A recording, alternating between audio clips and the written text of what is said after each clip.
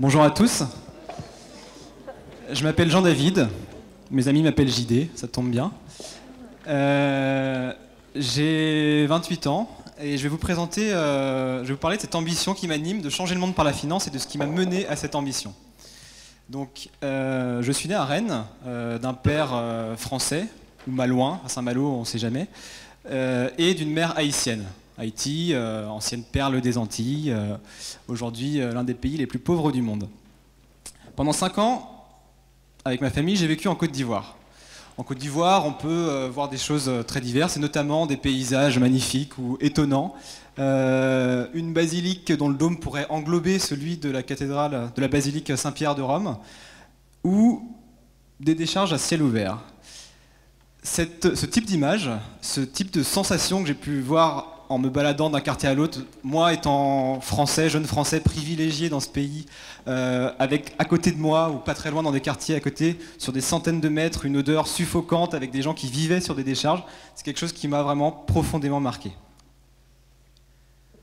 Très tôt, je me suis posé plein de questions sur le sens de ma vie. Je me souviens qu'au lycée, j'étais déjà en décalage avec, un petit peu avec mes amis. Je vivais évidemment ma vie normale de lycéen, mais en même temps, je me posais plein de questions sur le sens que pouvait avoir ma vie, le métier que je pourrais faire pour lui donner du sens, etc. Et finalement, j'ai choisi une orientation qui m'a fait en réalité ne pas vraiment choisir. J'ai choisi une voie très classique. Je vais aller faire classique et générale. Je suis allé faire une classe préparatoire à une école de commerce, donc à Nantes, à Audencia. Où l'obligation de faire des expériences en entreprise, en stage, m'a permis d'aller justement explorer le domaine du développement durable qui a commencé à me parler.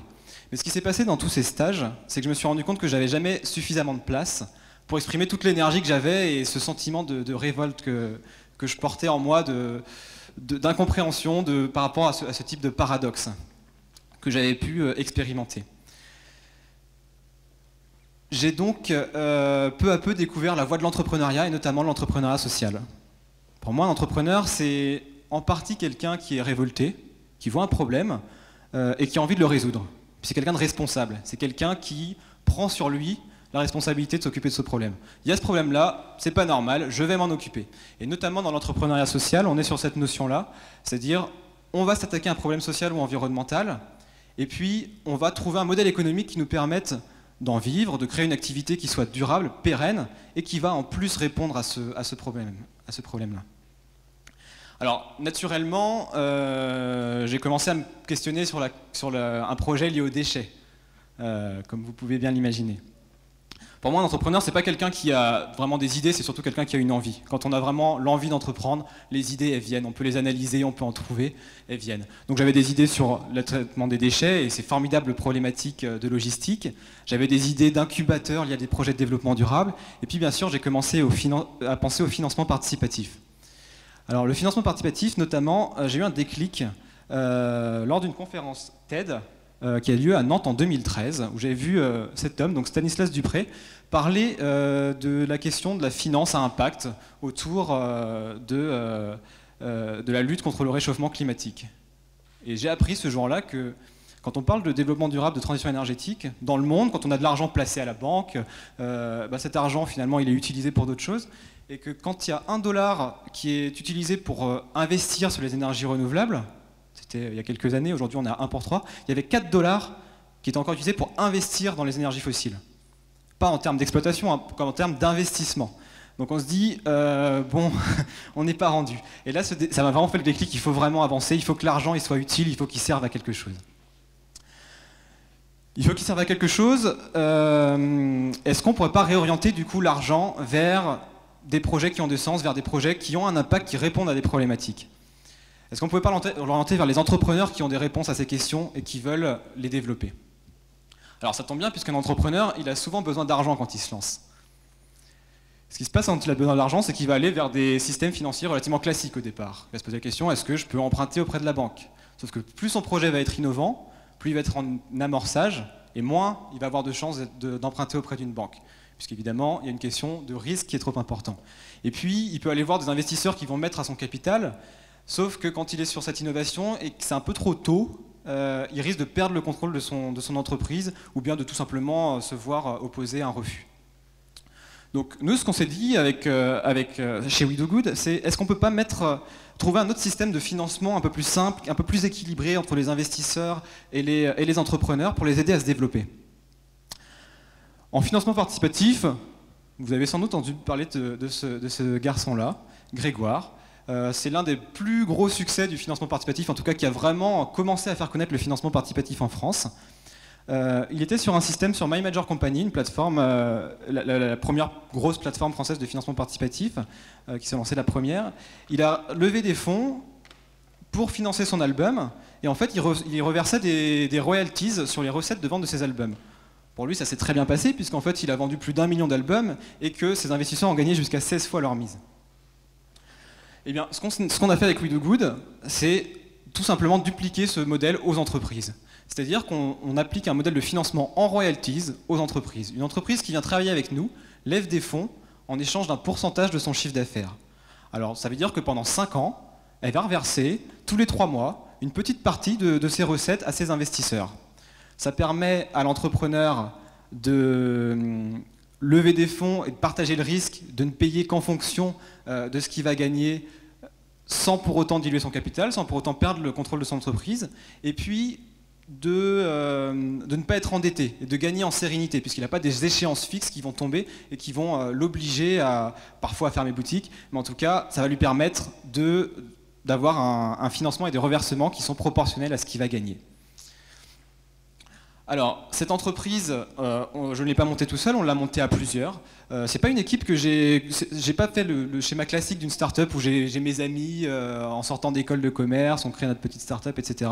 J'étais tout seul sur cette idée au départ et j'ai commencé à utiliser tout simplement les réseaux sociaux. Sur Facebook, j'ai annoncé, voilà, j'ai besoin d'une personne qui est compétente sur la partie juridique, j'ai besoin d'une personne qui est compétente en développement web, etc.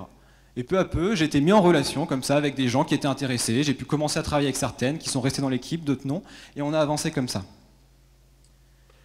Alors la vie d'une entreprise, c'est fait de hauts et de bas. Et chez We Do Good, on a failli mourir plusieurs fois, au moins 3 fois.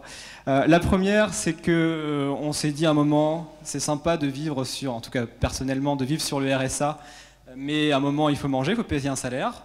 Sauf que quand on est sur une innovation qui prend du temps à être mise en place, qu'il fallait qu'on réfléchisse, c'est simple finalement ce modèle de royalties, mais il a fallu quand même un petit peu de temps pour y arriver. Et voilà, on n'avait pas encore beaucoup de revenus. Donc on a failli mourir quand j'ai commencé à me verser un salaire, puisque on n'était pas forcément en capacité de l'assumer. Et puis on a tout misé sur un gros client qui nous a fait confiance à ce moment-là. On faisait des petites levées de fonds sur notre plateforme de 5 000 – 10 000 euros. Puis il y a un client qui est venu qui nous a dit, nous on veut 77 000 euros minimum. Ce que vous voulez... ce que vous faites, ça nous plaît bien, ça correspond bien à ce qu'on cherche en termes de relations avec nos investisseurs, travaillons ensemble.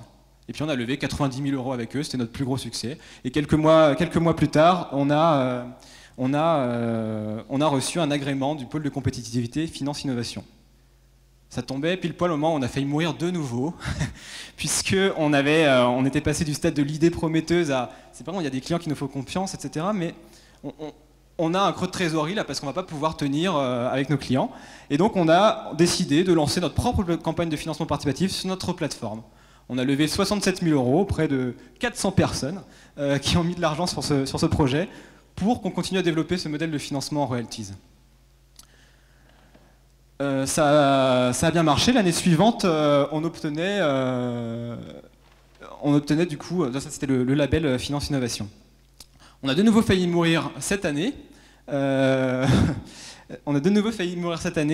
Parce qu'on était 5 salariés, on était un petit peu trop. On a dû redescendre l'équipe à 2 salariés, alors qu'on n'a jamais eu autant de clients. On est passé de l'idée prometteuse à l'idée vraiment prometteuse. Là, on a vraiment un flux de clients qui arrivent. On a failli mourir. On s'en est sorti en récupérant, et dans la foulée, on a aussi eu le prix coup de cœur FinTech de l'année. Et puis, on a eu quelques reconnaissances. Un agrément, on est lauréat Réseau Entreprendre aussi depuis cette année. Et ces reconnaissances, quand on est entrepreneur, ça fait plaisir parce qu'on a tellement de coups durs, tellement de difficultés, on passe par des vagues que de temps en temps, ça fait du bien de les afficher. C'est tout simplement la raison pour laquelle je vous les mets là, sous les yeux aujourd'hui. Qu'est-ce qu'on fait concrètement avec We Do Good? Quel type de projet on finance? Eh bien, un exemple, c'est celui de Naoden, dont je vous parlais tout de suite. Eux, ils traitent les déchets bois et ils les gazéifient pour en faire de l'énergie et du chauffage. On est sur un projet industriel, on est sur un projet qui était en fin de prototypage quand on les a accompagnés. Ils avaient besoin de pas mal d'argent pour finir leur premier prototype et commencer à trouver leurs premiers clients. Donc on était sur un projet très technique, difficile à faire comprendre, et tout notre travail était de les accompagner pour justement vulgariser le concept, faire comprendre aux gens l'intérêt que ça pourrait avoir en termes d'économie locale, en termes de traitement des déchets, en termes d'énergie renouvelable, et du coup on a réussi à lever 90 000 euros avec eux. En royalties. Ils sont toujours en activité. Aujourd'hui, ils sont sur une autre campagne de financement. Ils vont chercher 300 000 euros en capital. On les a accompagnés comme ça. L'idée, c'est qu'ils continuent à avancer derrière nous. Et on les suit encore au fur et à mesure qu'ils versent les royalties. D'autres types de projets, on en a traité aussi d'autres dans les déchets. On a traité des projets qui utilisent les gros tonnages de déchets organiques pour faire élever des mouches dessus et faire des farines d'insectes pour l'alimentation animale. On a un projet aujourd'hui qui utilise des petites quantités de déchets organiques pour faire de la microméthanisation. Et donc, au final, par rapport à cette image qui m'avait marqué, travailler sur la question des déchets, finalement, je ne suis pas si mal avec le financement participatif. Je pourrais presque monter un consortium avec ces entreprises que j'accompagnais pour aller proposer des solutions sur ces traitements de décharge. Mais on ne fait pas que ça, évidemment. On a tout type de projets sur We Do Good. On a des projets de commerce, de services, industriels, des plateformes web qui se lancent et avec qui on évalue à chaque fois est-ce que les royalties c'est pertinent pour vous ou est-ce que ça ne l'est pas. Et puis, ces projets-là, ce sont des projets qui sont accompagnés en moyenne par 90 personnes, 90 investisseurs en moyenne par projet, qui viennent investir en moyenne entre 40 et 50 000 euros au total. Et ce sont des personnes qui deviennent les ambassadeurs de ces projets, qui via une plateforme web, viennent investir, alors mettre de l'argent et être engagés sur la réussite de ces projets, être intéressés à la réussite de ces projets. Ce sont des gens qui, pour la plupart, investissent pour la première fois. Ce ne sont pas des gens qui ont l'habitude d'investir en capital, ce sont des gens qui n'y connaissent pas forcément grand-chose à l'entrepreneuriat, pas grand-chose à la finance. Et en fait, le modèle des royalties, il est extrêmement simple à comprendre. On peut ne pas être financier et se dire, quand l'entreprise gagne, moi je gagne aussi. Et je peux être ambassadeur et je peux faire en sorte, je peux avoir un impact en fait sur la réussite de ce projet. Ça va intéresser l'entrepreneur et ça va m'intéresser moi en tant que citoyen. Donc aujourd'hui, la seule chose que je peux vous proposer, ou que j'ai envie de vous proposer, c'est est-ce que vous voulez activer avec nous une finance à impact positif, une finance qui change le monde? Merci.